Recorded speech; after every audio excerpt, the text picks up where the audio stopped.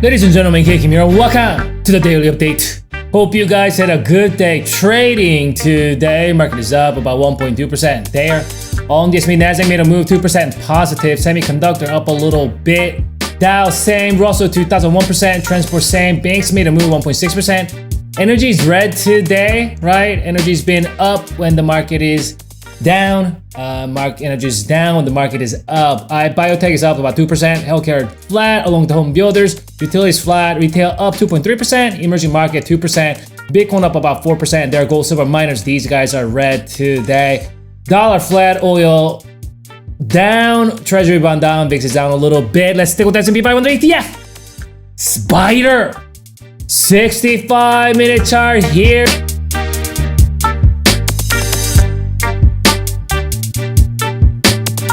So this is where we closed yesterday, and it looks like we gapped up slightly right here, closing or opening up above this recent resistance level. And then on the first hour we made a move, pretty much grinded all day long here, second, third, fourth, fifth. Little attempt to make a move on the last hour, but faded a little bit, and looks like that resistance kind of still the micro term resistance right here and a little bit of tail there. We do have a shooting star candle. However, that shooting star candle doesn't mean anything without the follow through, you see. So we can conclude that this market is going to tank or anything like that just looking at the shooting star candle there. So what we want to know, what we want to establish, the fact that market is using this momentum in the last couple of weeks to continue to prop itself up. We've been talking about how this market is running on empty and continue to create a space with that also propping itself up. When the market is in this type of condition, in this environment, we want to give benefit of the doubt to the buyers continually until it gives us some sort of evidence potentially that this momentum has been faltered. Right now, my micro-term moving average currently residing at 447. That's gonna be, micro-term support should there be any kind of decline going into tomorrow. 446 and 446 and 444 is gonna be the gap support. So we do have a micro-term support right here, that moving average. And then the gap area, which is a 445, 444. This is a level that you want to watch for going into tomorrow. I'm going to zoom out a little bit just so we can get a bigger picture here real quick before we get into the oscillator. You can see that 460. So what we talked about on the last night's update is that the big bears, they're still around. They're hanging around 460s in this vicinity. The little bears, though, they're gone. They're dead. That's probably the reason why we're seeing this grinding higher, right? You can see ever since we bottomed out back in, March 14th at 415, pretty much going up every single day, going through all the resistance, filling all the down gaps, and one last down gap is right here at 460. They're all there. That's where all the big bears are hanging around. And looks like bulls are going to make its way to get up there and potentially, and obviously bears want to protect this gap. As long as this down gap is open, bulls are not going to make a way to new all-time highs. As long as the down gap is open, bears can still bring it down hard.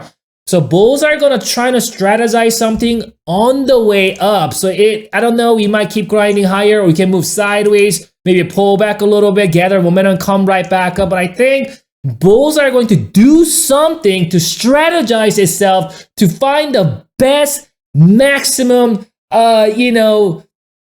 efficiency to get this job done. And in that meantime, bears are going to kind of hide a little bit, and then they're just going to wait to protect this level. And so right now, you can see my micro term is here, but my short term currently residing at 440. That's an important pivot. Should there be any kind of shenanigan down move going into tomorrow, right? Should there be any kind of like 1 or 2% down move today, that 440 is going to be important level, prior resistance. could potentially act as new support. Keep in mind, my short-term moving average is also in that vicinity, so that's gonna be that double support. Obviously, my midterm is currently residing at 434, but midterm moving average still is starting to flatten out a little bit here.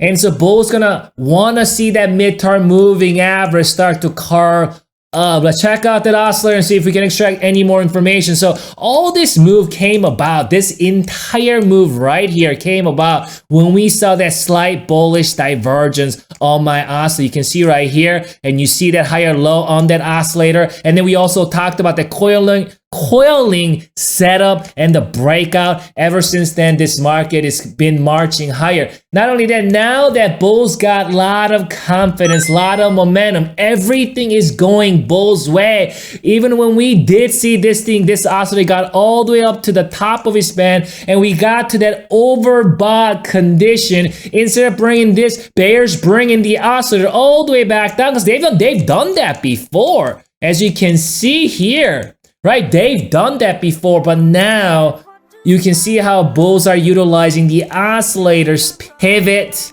prior resistance, and new support. This is precisely what we talked about on the last night's analysis. You can see we did see that cross back up.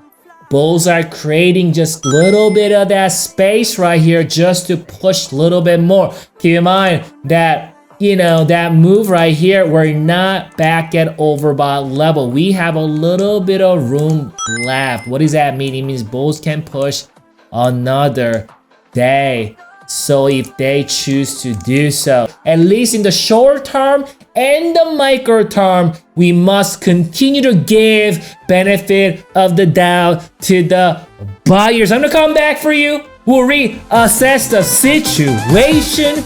Enjoy your evening and good luck trading tomorrow.